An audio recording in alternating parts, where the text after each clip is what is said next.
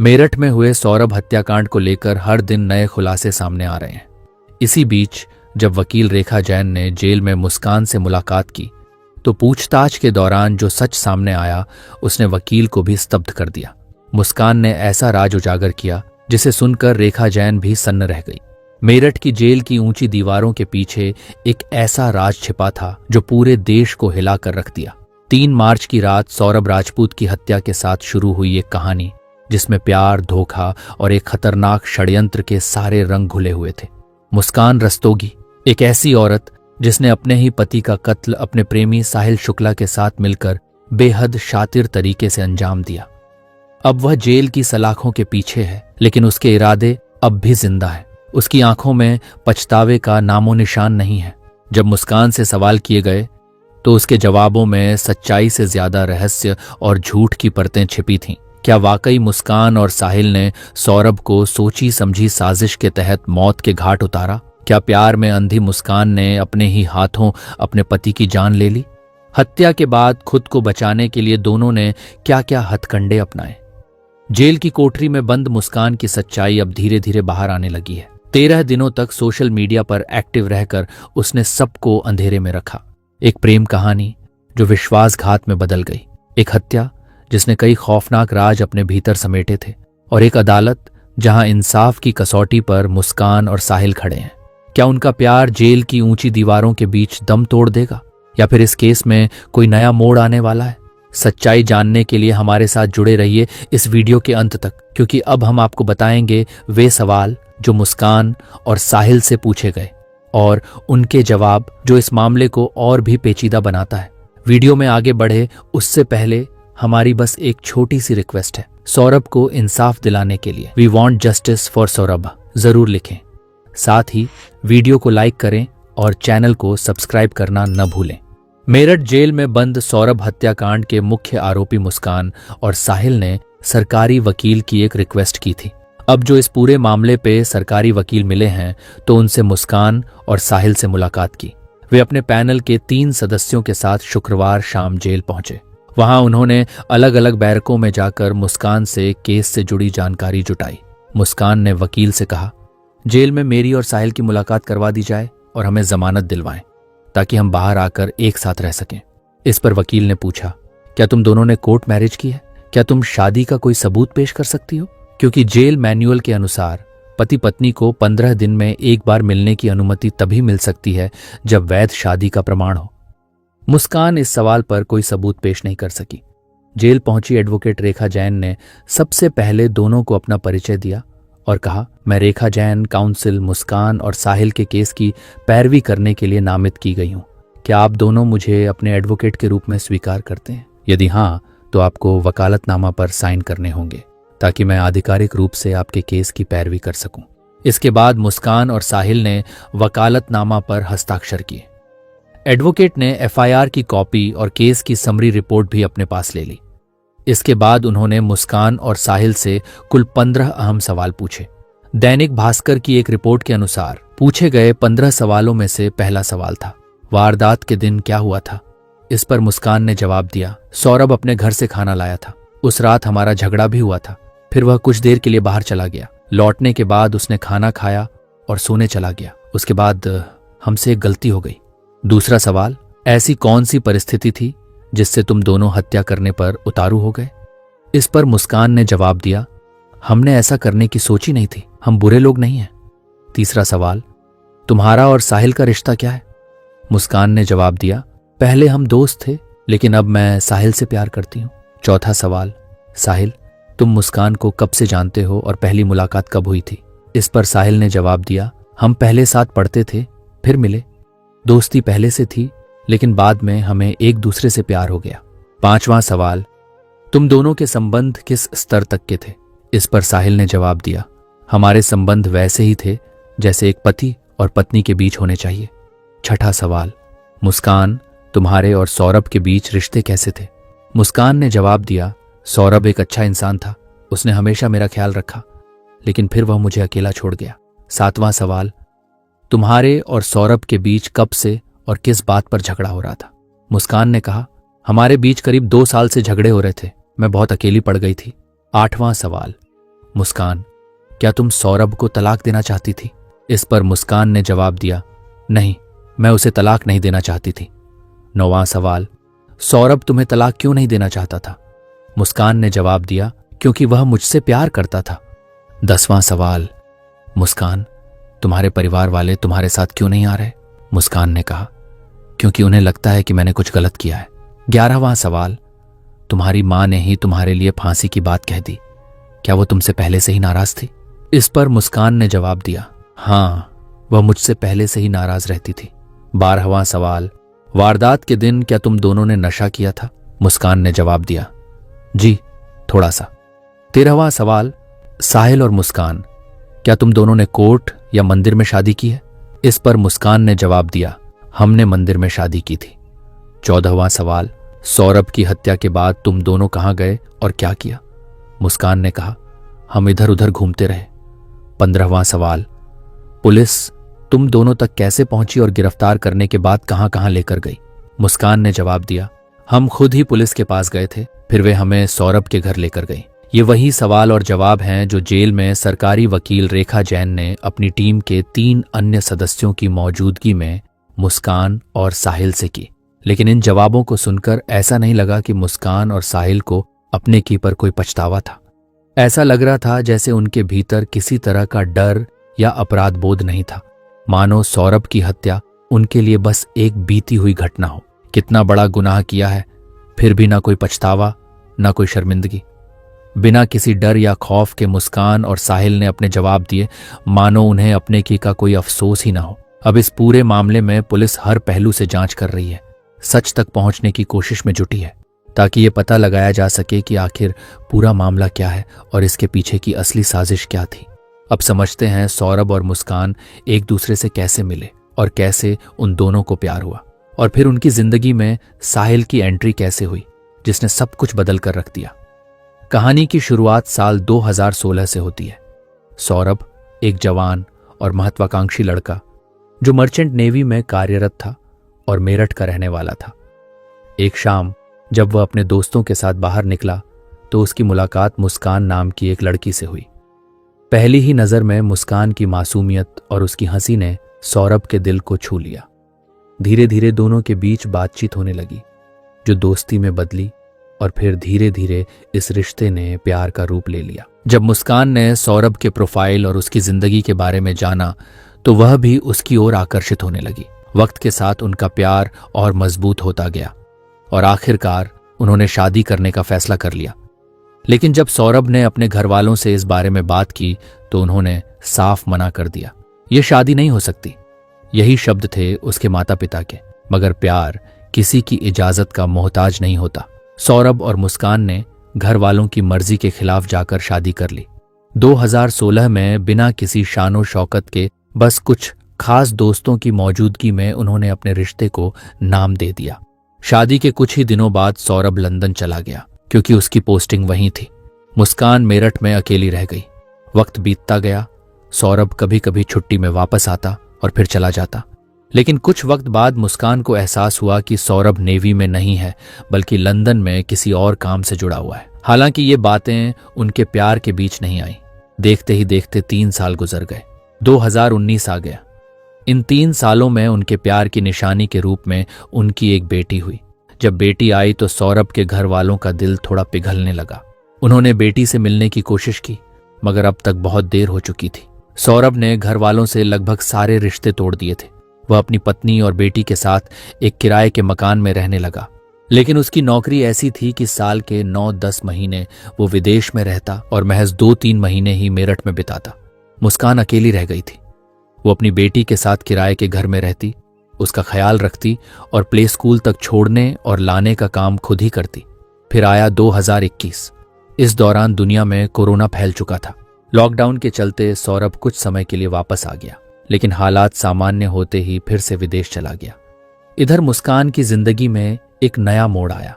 हर दिन की तरह एक रोज जब वह अपनी बेटी को प्ले स्कूल छोड़ने जा रही थी, तब उसकी मुलाकात साहिल शुक्ला से हुई। वे दोनों बचपन में एक साथ पढ़े थे। साहिल ने मुस्कान को देखकर उससे बात की। धीरे धीरे मुस्कान साहिल से कॉल में भी बात करना शुरू की। अकेलेपन में मुस्कान को एक हमदर्द मिल गया था।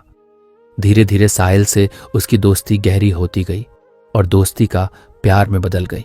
दोनों को पता ही नहीं चला। अब साहिल का मुस्कान के घर आना जाना आम हो गया था। जब बेटी स्कूल में होती तब दोनों साथ वक्त बिताते। मकान मालिक को यह सब अजीब लगने लगा। एक दो बार उसने देखा कि साहिल देर तक घर में बैठा रहता है। यहां तक कि एक बार उसने दोनों को शराब पीते हुए भी देख लिया। वो सोचने लगा, ये लड़का कौन है जो हर रोज आता है और इतनी देर तक रुकता है। फिर आया सन 2021। सौरभ अचानक लंदन से वापस आ गया। उसने आते ही मकान मालिक से मुलाकात की तो उसने धीरे से कह दिया, भाई साहब, आप जब बाहर रहते हैं तो आपकी गैर मौजूदगी में कोई और यहां आकर वक्त बिताता है। मैंने तो खुद देखा है। सौरभ के पैरों तले जमीन खिसक गई। उसने घर आकर सीधा मुस्कान का फोन उठाया। चेट पड़ी। हर शब्द उसके दिल में किसी खंजर की तरह चुभ रहा था। उसे साफ समझ आ गया कि मुस्कान और साहिल के बीच सिर्फ दोस्ती नहीं थी, बात उससे कहीं आगे बढ़ चुकी थी। सौरभ ने मुस्कान को सामने बिठाया और खड़े शब्दों में पूछा, ये सब क्या है? मुस्कान ने पहले झूठ बोलने की कोशिश की, मगर जब सौरभ ने सबूत सामने रख दिए तो वो चुप हो गई। फिर बहस होने लगी। बात इतनी बढ़ी कि झगड़ा तू मैं से मारपीट तक पहुंच गया। गुस्से में आकर सौरभ ने कहा, अगर तुम्हें साहिल चाहिए तो ठीक है, मैं तुम्हें आजाद करता हूं। मुस्कान चुप रही। अब तक उसके मन में भी सौरभ के लिए कोई भावनाएं नहीं बची थी। उसने इस रिश्ते को बचाने की कोई कोशिश नहीं की। फिर सौरभ वापस लंदन चला गया। इस बार वो सिर्फ कुछ महीनों के लिए नहीं बल्कि पूरे 2 साल के लिए गया। इधर मुस्कान और साहिल का रिश्ता और गहरा होता चला गया। साहिल की जिंदगी में कई अजीबोगरीब चीजें थीं। उसकी मां अब इस दुनिया में नहीं थी, लेकिन वो उससे बात करने का एक अजीब तरीका निकाल चुका था। उसके फोन में एक नंबर सेव था और उसी नंबर से उसने अपनी मां के नाम पर स्नैपचैट पर एक अकाउंट बनाया था। वह खुद को यह यकीन दिला चुका था कि उसकी मां अब भी उससे जुड़ी हुई है। हर दिन वह उस अकाउंट से बातें करता, सवाल पूछता और जवाब भी वहीं से आता। उसे ऐसा लगता था जैसे उसकी मां अब भी उसकी जिंदगी का हिस्सा है, उसे सही राह दिखा रही है। जब मुस्कान को साहिल की इस आदत के बारे में पता चला तो उसने उसी अकाउंट से साहिल को मैसेज करना शुरू कर दिया। अंदाज वही था जैसे उसकी मां उससे बातें कर रही हो। बेटा, मुस्कान बहुत अच्छी लड़की है। वह तुम्हारी जिंदगी में आई है तो इसे मत खोना। वह तुम्हारा ख्याल रखेगी, तुम्हें कभी धोखा नहीं देगी। उसे हमेशा खुश रखना। स्नैपचैट पर मिले इस संदेश को पढ़कर साहिल बड़बड़ाया, मां, अगर आप भी यही कह रही हैं तो फिर ये लड़की सच में मेरी किस्मत में है। अब उसे पूरा यकीन हो गया था कि उसकी मां खुद मुस्कान की तारीफ कर रही है और चाहती है कि वह उसी से शादी करे। मुस्कान के लिए उसका प्यार पहले से भी ज्यादा गहरा हो गया। उधर सौरभ धीरे धीरे मुस्कान की जिंदगी से पूरी तरह बाहर हो चुका था और सौरभ इस बार वह पूरे 2 साल तक लौटकर नहीं आया। उधर स्नैपचैट ने साहिल और मुस्कान को और करीब ला दिया था। हालात ऐसे हो गए थे कि साहिल के लिए मुस्कान से दूर रहना नामुमकिन सा लगने लगा। एक दिन गुस्से में आकर उसने कहा, तुम सौरभ से तलाक लो और मुझसे शादी करो। मुस्कान ने उसकी बात सुनी मगर ठंडी आवाज में जवाब दिया, तलाक लेने से क्या होगा? सौरभ फिर भी आसपास रहेगा और हमें परेशान करता रहेगा। साहिल के दिमाग में अब कुछ और ही चल रहा था। उसने मुस्कान की आंखों में झांका और धीरे से फुसफुसाया, तो रास्ता साफ करने का सिर्फ एक ही तरीका बचा है, सौरभ को खत्म कर दो। मुस्कान सिहर गई। उसने साहिल की आंखों में देखा। वो मजाक नहीं कर रहा था। क्या तुम सच कह रहे हो? उसकी आवाज धीमी थी मगर हैरानी से भरी। साहिल ने हल्की मुस्कान के साथ जवाब दिया, हाँ, अगर वो जिंदा रहा तो हमारी जिंदगी बर्बाद कर देगा। इसे सिर्फ एक फिल्मी डायलॉग मत समझो, अब इसे सच करने का वक्त आ गया है। पहले तो मुस्कान को यह सुनकर झटका लगा, लेकिन फिर साहिल की बातों में आकर उसने भी मन बना लिया। अगर सौरभ नहीं रहेगा तो उनकी जिंदगी आसान हो जाएगी। अब बस उन्हें सही मौका चाहिए था। साहिल के चेहरे पर अब एक अलग ही खुशी थी। उसे लग रहा था कि अब मुस्कान सिर्फ उसकी हो, दोनों शादी करें, एक साथ जिंदगी बिताएंगे। मगर इसके लिए सौरभ को रास्ते से हटाना जरूरी था। अब्बास इसे अंजाम देने की देरी थी। दोनों ने प्लानिंग शुरू कर दी। सबसे बड़ा सवाल था, कत्ल कैसे होगा? मुस्कान और साहिल ने गूगल पर सर्च करना शुरू किया। अलग अलग तरीके पढ़े, वीडियो देखे, मगर हर बार कुछ ना कुछ अधूरा लग रहा था। फिर फैसला हुआ कि पहले सौरभ को बेहोशी की दवा दी जाएगी, फिर चाकू से वार कर दिया जाएगा। साहिल मुस्कान से फोन पर बेहोशी की दवा कौन सी होगी, पहले यह देखना पड़ेगा। गूगल सर्च, सबसे तेज असर करने वाली बेहोशी की दवा, ऐसी दवा जिससे मौत जल्दी हो जाए, मगर सिर्फ दवा ही काफी नहीं थी। कत्ल के लिए चाकू भी चाहिए था, और वो कोई छोटा मोटा चाकू नहीं होना चाहिए। साहिल ने मुस्कान को भेजा, जाओ अच्छे वाले 2 बड़े चाकू खरीद कर लाओ। मुस्कान एक दुकान पर पहुंची। दुकानदार ने जब इतने बड़े चाकू खरीदते देखा तो हैरानी से पूछा, इतने बड़े चाकू का क्या करोगी? मुस्कान ने बिना झिझक कहा, मुर्गा काटने के लिए चाहिए। दुकानदार ने उसे 800 रुपये में 2 बड़े चाकू दे दिए। अब चाकू भी आ गए, दवा का इंतजाम भी हो रहा था, मगर कत्ल के बाद लाश का क्या किया जाए? पहले प्लान बना कि किसी सुनसान जगह पर दफना देंगे। सौरभ के घर वाले वैसे भी उससे ज्यादा लगाव नहीं रखते थे। शादी के बाद वे पहले ही नाराज थे। अगर सौरभ गायब हो जाता तो कोई खास पूछताछ भी नहीं करता, मगर सवाल था लाश को दफनाए कैसे। साहिल और मुस्कान को इसके बारे में ज्यादा जानकारी नहीं थी।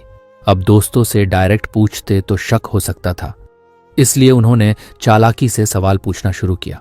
साहिल ने अपने दोस्त से कैजुअली पूछा, अरे यार, पूजा सामग्री को अगर जमीन में दबाना हो तो कितना गहरा गड्ढा खोदना चाहिए? दोस्त ने जवाब दिया, बस हल्का सा खोद कर डाल दो, ज्यादा गहराई की जरूरत नहीं होती। साहिल ने झिझकते हुए फिर पूछा, और अगर कुछ बड़ा गाड़ना हो तो? अब दोस्त चौकन्ना हो गया। उसने तुरंत पूछा, तू ये सब क्यों पूछ रहा है? कहीं कुछ गलत करने का प्लान तो नहीं बना रहा? साहिल घबरा गया। अगर दोस्त ने शक कर लिया और पुलिस को बता दिया तो पूरा प्लान बर्बाद हो सकता था। उसने झटपट बात पलट दी और किसी और टॉपिक पर चर्चा करने लगा। लेकिन अब उसे समझ आ गया था, लाश को जमीन में गाड़ना बहुत रिस्की हो सकता है। अब नया प्लान बना। साहिल ने मुस्कान से कहा, एक ड्रम खरीदते हैं, उसमें लाश के टुकड़े डालेंगे और ऊपर से सीमेंट भरकर सील कर देंगे, किसी को जरा भी शक नहीं होगा। मुस्कान ने साहिल की आंखों में देखा। वह पूरी तरह शांत था, ठंडे दिमाग से हर कदम सोच रहा था। उसमें ना कोई डर था, ना ही कोई पछतावा। मुस्कान ने गहरी सांस ली और धीरे से कहा, ठीक है, लेकिन कोई गलती नहीं होनी चाहिए। कत्ल का तरीका तय हो चुका था, चाकू भी लाए जा चुके थे। अब बस इंतजार था सौरभ के हिंदुस्तान लौटने का। भले ही सौरभ और मुस्कान के बीच दूरियां आ गई थीं, लेकिन सौरभ अब भी मुस्कान से बेइंतहा प्यार करता था। 25 फरवरी को मुस्कान का जन्मदिन था। सौरभ ने फैसला किया कि इस खास दिन पर वह अपनी बीवी और बेटी के साथ रहेगा। तमाम लड़ाइयां और गलतफहमियां के बावजूद सौरभ ने लंदन से मेरठ लौटने का मन बना लिया। मुस्कान को पहले ही खबर दे दी थी, मैं 24 फरवरी को आ रहा हूं, तुम्हारा जन्मदिन साथ मनाएंगे, हम तीनों, तुम, मैं और हमारी बेटी। मुस्कान ने यह बात साहिल को बताई। दोनों ने फौरन फैसला किया, कत्ल 25 फरवरी को ही होगा। प्लान एकदम साफ था, शराब में बेहोशी की दवा मिलानी है, सौरभ को पिलानी है और जैसे ही वह बेहोश हो चाकू से वार कर देना है। 25 फरवरी की रात आई। घर में जन्मदिन का जश्न मनाया गया। हंसी मजाक हुआ, लेकिन कोई नहीं जानता था कि इस जश्न के पीछे मौत की साजिश रची जा रही थी।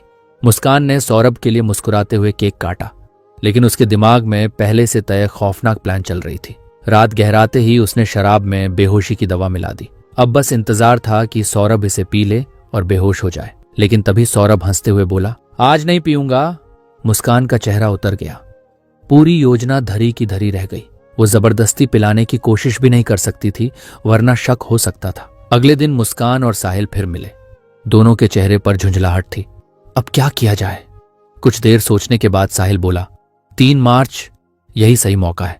3 मार्च इसलिए क्योंकि उसी दिन उनकी बेटी का 2nd क्लास का आखिरी एग्जाम था। मुस्कान ने प्लान बनाया कि जैसे ही पेपर खत्म होगा वह अपनी बेटी को अपनी मां के पास भेज देगी। तब घर में सिर्फ सौरभ और मुस्कान रहेंगे और कत्ल करना आसान होगा। आखिरकार 3 मार्च आ गया। मुस्कान ने बेटी को मां के घर छोड़ दिया। अब घर में सिर्फ सौरभ और मुस्कान थे। साहिल ने प्लान समझाया और मुस्कान ने उसे अंजाम देने की तैयारी शुरू कर दी। रात ढलने लगी। पिछली बार शराब में दवा मिलाने का प्लान फेल हो चुका था, इसलिए इस बार मुस्कान ने नई चाल चली। सौरभ अपनी मां के हाथों बना हुआ कोफ्ता लाया था और उसने मुस्कान से कहा, इसे गर्म कर दो। यही मौका था। मुस्कान ने कोफ्ते में बेहोशी की दवा मिला दी और फिर प्यार से खाना परोस दिया। सौरभ ने बिना कुछ सोचे समझे खाना खाया। कुछ ही देर में उसकी आंखें भारी होने लगी और फिर वह बेहोश हो गया। रात के ठीक 12 बजे मुस्कान ने साहिल को फोन किया, वो बेहोश हो चुका है, अब आ जाओ। साहिल ने बिना वक्त गंवाए बाइक स्टार्ट की और तेजी से मुस्कान के घर पहुंच गया। दोनों ने चाकू निकाले। अब इस खेल का आखिरी और सबसे खौफनाक कदम उठाने का वक्त आ चुका था। मुस्कान के हाथ कांप रहे थे, दिल तेजी से धड़क रहा था। खंजर हाथ में था, लेकिन हिम्मत जवाब दे रही थी। वह घबराई हुई नजरों से साहिल की तरफ देखने लगी। मैं नहीं कर सकती। उसकी आवाज कांप गई। साहिल ने बिना कुछ कहे उसकी ठंडी हथेलियों को अपने गर्म हाथों में लिया। तुम्हें ही करना होगा, पत्नी हो उसकी, पहला वार तुम्हारा होगा। साहिल की आवाज सख्त थी। मुस्कान ने सिर हिला दिया, मगर हाथ अब भी कांप रहे थे, आगे नहीं बढ़ रहे थे। साहिल झुंझला गया। उसने मुस्कान का हाथ पकड़ा और धीरे धीरे खंजर को सौरभ के सीने की ओर ले गया। मुस्कान का पूरा शरीर थरथरा उठा। बस एक हल्का सा वार, बाकी मैं संभाल लूंगा, साहिल ने फुसफुसाया। लेकिन मुस्कान का हाथ अब भी रुका हुआ था। तभी अचानक साहिल ने उसकी हथेली पर जोर से दबाव डाला। खंजर पूरी ताकत से सौरभ के सीने में उतर गया। सौरभ की सांसें कुछ देर तक लड़खड़ाई, फिर सब कुछ शांत हो गया। कमरे में एक भयानक सन्नाटा पसर गया। मुस्कान सुन्न खड़ी थी। उसके हाथ अब भी खंजर थामे हुए थे, लेकिन दिमाग जैसे शून्य हो चुका था। साहिल ने झटके से खंजर खींचा और ठंडी आवाज में बोला, अब इसे खत्म करते हैं। उसने जेब से एक तेज धार वाला चाकू निकाला और बिना रुके सौरभ की दोनों हथेलियां काट दी। खून फर्श पर फैलने लगा। मुस्कान कांपते हुए दीवार से जा सटी। उसकी आंखें डर से फैल गई थीं, मगर साहिल के हाथ जरा भी नहीं कांपे। उसमें न कोई झिझक थी, न कोई पछतावा। साहिल ने सौरभ की गर्दन पकड़ी और एक झटके में सिर धड़ से अलग कर दिया। मुस्कान की रूह कांप गई, लेकिन अब पीछे हटने का कोई रास्ता नहीं था। कमरे में पहले से खरीदे गए 2 बैग पड़े थे। साहिल ने एक बैग में सिर और दोनों हथेलियां डाल दी, जबकि दूसरे में सौरभ का धड़ भर दिया। उसने धड़ वाला बैग घसीट कर बेड के नीचे रख दिया और ठंडी आवाज में बोला, बाकी का काम मैं संभाल लूंगा। सिर और हथेलियों वाला बैग उठाकर साहिल रात के अंधेरे में घर से निकल गया। रात के 3 बजे वह तेजी से अपने घर की ओर बढ़ रहा था, जो मुस्कान के घर से करीब 800 मीटर की दूरी पर था। कमरे में अब बस मुस्कान थी। जिस बेड पर वह हर रोज सोती थी, उसके ठीक नीचे आज उसका पति पड़ा था, बिना सिर, बिना हथेलियों के। उसने लेटने की कोशिश की, लेकिन आंखें बंद करते ही सौरभ का खून से लथपथ चेहरा सामने आ जाता। उसकी सांसें तेज हो गईं, घबराहट बढ़ने लगी। कमरे में एक अजीब सी ठंडक महसूस हो रही थी, जैसे कोई वहां मौजूद हो। मैं यहां अकेले नहीं रह सकती, मुझे डर लग रहा है। हड़बड़ाते हुए उसने साहिल को फोन लगाया। दूसरी तरफ से साहिल हंसा, तो मेरे घर आ जाओ। मुस्कान के पास कोई और रास्ता नहीं था। कांपते हाथों से दरवाजा खोला, सड़क पार की ओर धीरे धीरे साहिल के घर के दरवाजे तक पहुंच गई। सिर झुकाकर वो साहिल के घर का अंदर चली गई। सुबह सूरज की किरणें कमरे में दस्तक दे रही थी, मगर अंदर एक अजीब सा सन्नाटा पसरा था। साहिल और मुस्कान गहरी नींद में थे, जैसे कुछ हुआ ही ना हो, लेकिन हकीकत कुछ और थी। जैसे ही साहिल की आंख खुली, उसने तुरंत बैग उठाया और अपने घर चला गया। कुछ घंटों बाद वो वापस आया। चेहरे पर वही ठंडा सन्नाटा था। अब काम खत्म करना है, उसने मुस्कान से कहा। मुस्कान ने कहा, कैसा काम? मुस्कान सहम गई। साहिल ने मुस्कान से कहा, सीमेंट लेकर आओ। मुस्कान चुपचाप मार्केट गई और एक बोरी सीमेंट लेकर आई, लेकिन साहिल ने सिर हिलाया, एक से कुछ नहीं होगा, और लेकर आओ। वो फिर गई, दूसरी बोरी सीमेंट लेकर आई। साहिल ने दरवाजा अंदर से बंद किया। कमरे के एक कोने में एक बड़ा ड्रम पहले से रखा था। साहिल ने उसे लिटाया और बैग से सौरभ के शरीर के 3 टुकड़े निकाले, सिर, धड़ और दोनों हथेलियां। मुस्कान की सांसें तेज हो गई। साहिल ने बिना रुके लाश को ड्रम में डाल दिया। साहिल ने पानी मिलाया और धीरे धीरे ड्रम भरने लगा। कुछ ही देर में सब कुछ ठोस सीमेंट के नीचे दब चुका था। वह मुस्कुराया, अब कोई इसे ढूंढ नहीं सकता। ढक्कन बंद कर दिया गया और ड्रम को कमरे के एक कोने में ऐसे छोड़ दिया गया जैसे वह बस कोई आम सामान हो। इसके बाद सफाई शुरू हुई। साहिल ने ऑनलाइन 10 किलो ब्लीच मंगवाई। हर निशान, हर सबूत को मिटाने का काम तेजी से चलने लगा। पूरा घर खामोशी से साफ किया जा रहा था, मानो कुछ हुआ ही ना हो। यह खेल का पहला भाग था, जो अब खत्म हो चुका था, मगर अगली चाल अभी बाकी थी। शाम ढल चुकी थी। तारीख थी 4 मार्च। मुस्कान और साहिल ने एक कैब बुक की और सीधे शिमला के लिए निकल पड़े। मुस्कान जानती थी कि सौरभ के घर वालों को पता था कि वह लंदन से आया हुआ है। ऐसे में उसका अचानक गायब हो जाना शक पैदा कर सकता था। इसलिए सफर के दौरान ही उसने सौरभ के मोबाइल से उसके भाई और बहन को मैसेज किया, मैं और मुस्कान शिमला जा रहे हैं, फिर मनाली और कसौली भी घूमेंगे। मुस्कान ने झट से मैसेज टाइप किया, अभी घूम रहे हैं, बाद में मिलेंगे। इस बीच वे शिमला से मनाली और फिर कसौल घूमते रहे। होली आ गई। घर वालों ने फिर मैसेज किया, होली पर घर तो आओगे ना? अब मुस्कान के पास कोई जवाब नहीं था। फिर कॉल आ गया। मुस्कान के लिए फोन उठाना खतरे से खाली नहीं था, क्योंकि आवाज से राज खुल सकता था। फिर मुस्कान ने मैसेज किया, नहीं इस बार यही मना रहे हैं। उसने झूठा जवाब भेजा। घर वालों को यह अजीब लगा, आखिर 2 साल बाद आया था और अब होली पर भी नहीं आ रहा, लेकिन कोई शक ना करे, इसलिए मुस्कान लगातार अपडेट भेजती रही। यहां बहुत मजा आ रहा है, अभी यहां है, अब वहां जा रहे हैं। इस तरह 14 दिन बीत गए। तारीख थी 18 मार्च। अब तक जो पैसे साथ लाए थे वो खत्म हो चुके थे। मुस्कान के पास कुल 84,000 थे। साहिल के पास भी थोड़े पैसे थे, मगर अब सब खत्म हो गया था। लेकिन उसे पता था सौरभ के अकाउंट में 6 लाख रुपए थे, मगर दिक्कत ये थी कि उसे अकाउंट से पैसे निकालने का तरीका नहीं पता था। वो सोच में पड़ गई। आखिरकार उसने अपनी माँ को फोन किया। माँ, ये बताओ बैंक से सौरभ के पैसे कैसे निकाल सकते हैं? माँ चौंक गई। सौरभ तो तुम्हारे साथ है ना, तुम दोनों शिमला मनाली घूम रहे हो, फिर मुझसे क्यों पूछ रही हो? और पैसे निकालने की जरूरत ही क्या है, सौरभ से मांग लो, माँ ने कहा। मुस्कान चुप रह गई। उसके पास कोई जवाब नहीं था, लेकिन फिर अचानक उसके मुंह से वो बात निकल गई जो कभी बाहर नहीं आनी चाहिए थी। सौरभ तो है ही नहीं, वो मर चुका है। माँ के हाथ से फोन गिरते गिरते बचा। उनकी बेटी अगर चाहती तो ये बात छुपा सकती थी, मगर कुछ अजीब था। पहले ही होली पर घर न आने की जिद और अब अचानक बैंक से पैसे निकालने की बात। माँ को बेचैनी होने लगी। उन्हें पहले से मुस्कान के पिछले रिश्ते के बारे में सब पता था। दिल धड़कने लगा, कुछ तो गड़बड़ थी। बिना देर किए वे सीधे पुलिस स्टेशन पहुंची। साहब, मेरी बेटी ने कुछ गलत किया है। उसने कहा कि सौरभ अब इस दुनिया में नहीं है। पुलिस तुरंत हरकत में आ गई। मुस्कान 14 दिनों से गायब थी। मामला संगीन था। उधर संयोग से 18 मार्च को ही मुस्कान और साहिल घर लौट आए, लेकिन वे नहीं जानते थे कि पुलिस पहले ही अलर्ट पर थी। जैसे ही वे घर पहुंचे, कुछ ही देर में पुलिस भी वहां धमक गई। घर में दाखिल होते ही अधिकारियों की नजर एक बड़े भारी ड्रम पर पड़ी जो कोने में रखा था। उसका वजन और आकार देखकर शक होना लाजमी था। पुलिस ने मुस्कान और साहिल से पूछताछ शुरू कर दी और घर की तलाशी ली जाने लगी। ड्रम खोलने की कोशिश की गई, मगर वो इतना ठोस हो चुका था कि किसी भी औजार से नहीं खुल रहा था। अब शक की कोई गुंजाइश नहीं थी। फौरन एक टेम्पो बुलाया गया और ड्रम को मुर्दा घर भेज दिया गया। अब सबसे जरूरी काम था ड्रम को खोलना। एक मैकेनिक बुलाया गया जिसने गैस कटर से ड्रम को काटना शुरू किया। जैसे ही ड्रम की परत हटी, अंदर से ठोस सीमेंट का भारी भरकम टुकड़ा निकला। अब इसे तोड़ना जरूरी था। हथौड़े बरसाए गए, मशीनें चलाई गईं। धीरे धीरे सीमेंट चटकने लगा और फिर कुछ ही देर में जो सामने आया उसने हर किसी को सन्न कर दिया। एक कटा हुआ सिर, एक धड़, दोनों अलग अलग पड़े थे, लेकिन दोनों पैर गायब थे। अब पुलिस को किसी कबूलनामे की जरूरत नहीं थी। सब कुछ सामने था। बिना देर किए उन्होंने मुस्कान और साहिल को दबोच लिया और थाने ले गए। तो दोस्तों, ये थी मेरठ की सच्ची घटना। अगर अभी तक आपने वीडियो को लाइक नहीं किया है तो लाइक करें और चैनल को सब्सक्राइब जरूर करें। धन्यवाद।